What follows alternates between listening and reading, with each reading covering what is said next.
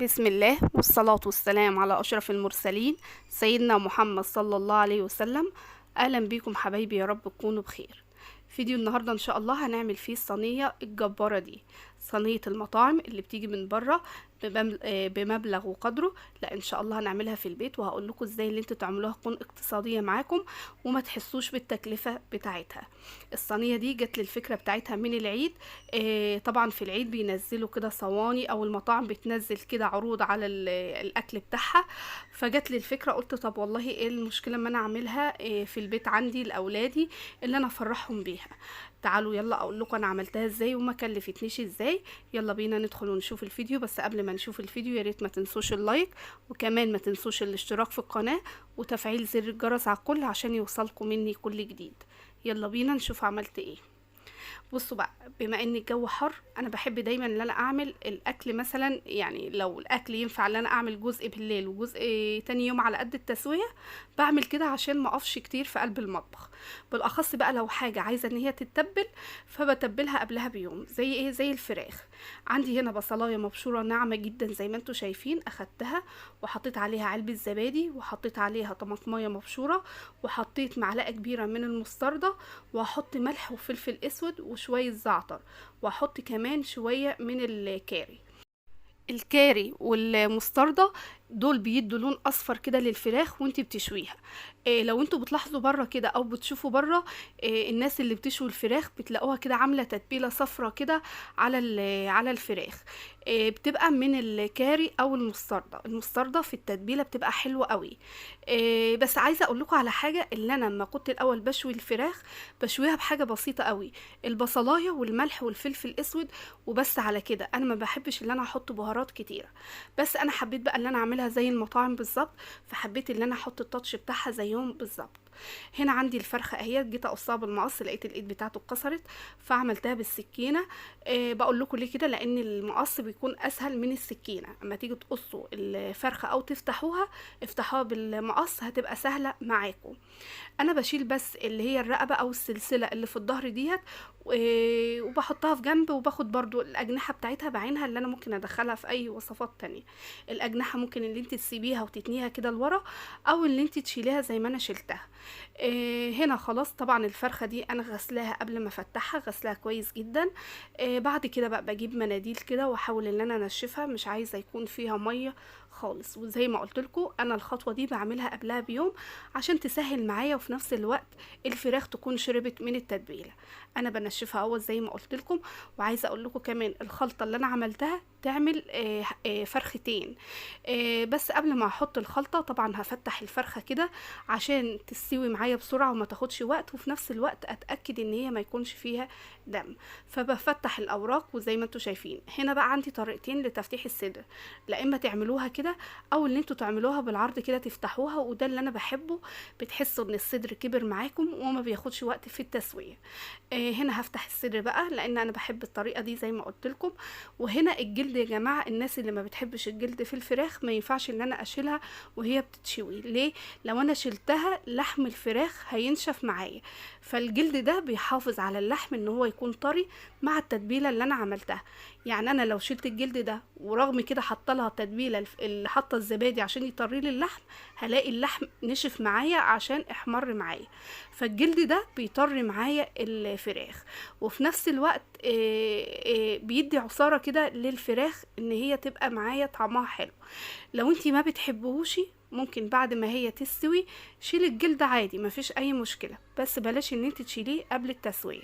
هنا اخدت جزء من الخلطه عملت بيه الفراخ، وزي ما قلت لكم الخلطه بسم الله ما شاء الله لقيتها كتيره، فانا اخدت منها جزء عملت بيه الفراخ، والجزء التاني هعينه في كيسه في قلب الفريزر ان انا ممكن اطلعه ان انا اعمل بيه تتبيله تانية او اعمل بيه فرخه تانية. وزي ما قلت لكم هنا الفراخ مش شرط التتبيله اللي انا عاملاها هي الاساس بتاعها. البصل والملح والفلفل الاسود ده اساس الفراخ. انا ما بحبش ان انا احط لها حاجات كتيره.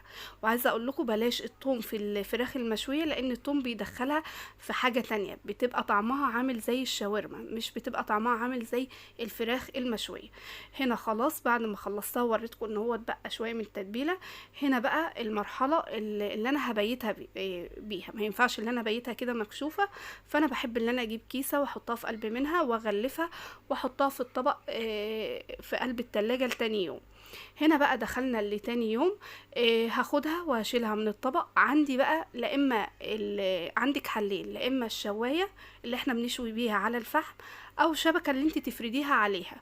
انا عندي الشوايه، فانا هفردها على الشوايه وهقفل الشوايه عليها قوي. هحط تحت منها صينيه. انا هنا مش محتاجه ان انا احط لها ميه سخنه، لان زي ما قلت لكم التتبيله بتاعتها هي كده كده هتطري لي الفراخ.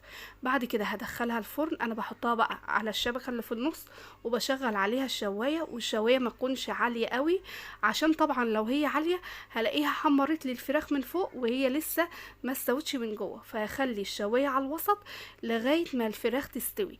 طبعا احمرت من الفوق، يعني انا حسيت ان هي استوت خلاص واحمرت من فوق، هقلبها على الجهه التانية. نخش بقى على ما هي تستوي نعمل الرز المبهر او الرز الاصفر. عندي هنا بصلايه ناعمه قوي زي ما انتم شايفين، حطيت عليها فص ثوم، وعندي البهارات فلفل اسود ومعلقه كبيره من الكركم ومعلقه كبيره من بهارات الكبسه، وعندي معلقه نص معلقه من البهارات المشكله، وعندي ورق لورا، وعندي ليمون مجفف، وعندي قرفه. البهارات دي بحطها على البصل والثوم. انا مش عايزاه يلون، انا بس مجرد اللي انا اديته تشويحه، وبعد كده حطيت عليه البهارات واحط عليه معلقه الصلصه. بعد كده هديله تقليبه. طبعا لو انت عندك زعفران هتحطي، بس بما انه هو غالي فانا حطيت كركم وحطيت معلقه الصلصه ديت، الاتنين بيدولي اللون بتاع الزعفران. بعد كده هحط بقى الرز. انا جايبه بقى هنا رز بسمتي، في كان ب60 وفي كان ب40. قلت بدل ما اجيب كيلو ب40 اجيب كيلو الا ربع من ابو 60، عشان يبقى طبعا هيبقى احسن من ابو 40، لان الفرق طبعا كبير مش قليل. هنا بقلبه اهوت مع البهارات. في الوقت ده كنت بسخن ميه هضيفها عليه. طبعا لو عندك شوربه ممكن تضيفي شوربه، طبعا هتبقى احلى واحلى. هنا بقلبهم مع بعض. بعد كده هجيب المية السخنة واحطها على الرز.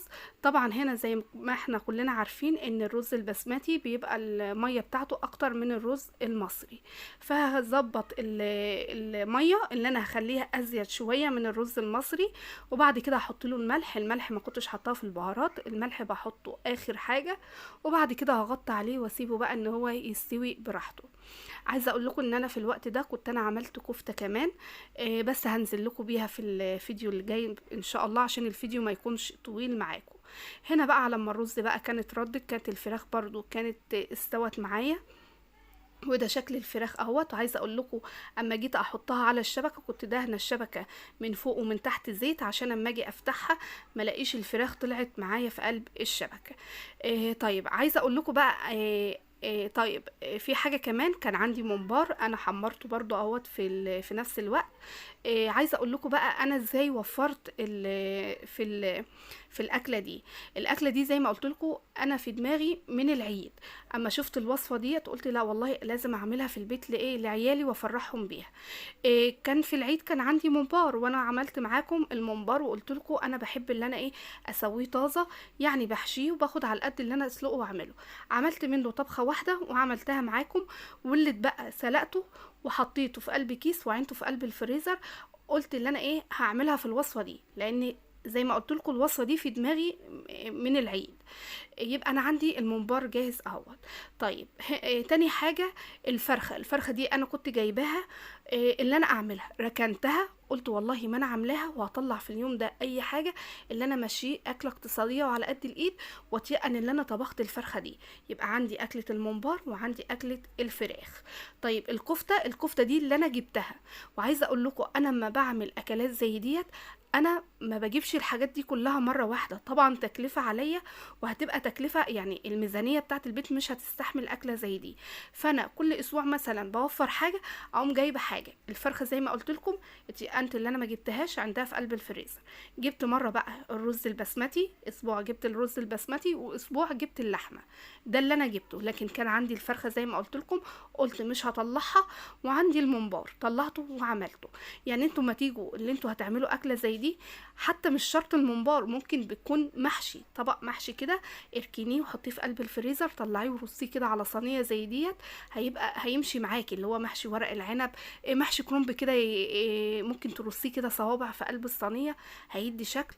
وده برضو اشكال من الصواني اللي بتتباع بره وبتتباع بمبلغ وقدره. انتي ممكن تعمليها في البيت وهتبقى اقتصاديه زي ما قلتلك. كل اسبوع وفري حاجه واعمليها. انا وفرت كل اسبوع حاجه وعملتها. زي ما قلت لكم الممبار كان عندي قلت هعينه. وقلت لكم لو ما فيش عندكم ممبار ممكن طبق محشي كده تعينوه. الكفته جبت اللحمه في اسبوع، وجبت الرز البسمتي في اسبوع، والفرخه ركنتها في جنب. ممكن وانت بتشتري الحاجه جيبي فرخه واركنيها ولا تيجي ناحيتها خالص، اللي انت تطلعيها. في اشكال كتيره للصواني ديت هنعملها بامر الله، وبفرخه واحده هملالكوا الصينيه وهتبقى طعمها تحفه. استنوني ان شاء الله في فيديوهات كتيرة ازاي اللي احنا نعمل صواني زي ديت وهتكون اقتصادية مش غالية علينا.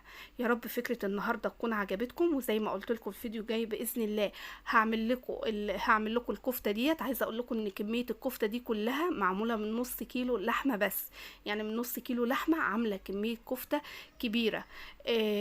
انا كنت حطاها في الطبق عشان التصوير بتاع الفيديو بتاع الكفتة، فاخدها من الطبق برصها اهوت. وزي ما قلت لكم انا عاملاها على شكلين هتعجبكم قوي، وكل اللي اكلها قال لي تحفه، مش مصدق ان الكفته ديت مشويه في الفرن. كل اللي بيدوقها بيقول لي كانها مشويه على الفحم بالظبط. طبعا الصينيه اهي تشوينها في الفرن وكانها في الفحم، يعني ما غلبتناش. يعني احنا عارفين ان الفحم بيبقى فيه صعوبه شويه. لا عملناها في قلب الفرن وما اخدتش مننا وقت. ده فيديو النهارده، يا رب يكون نال اعجابكم. اسيبكم في رعايه الله واستودعكم الله.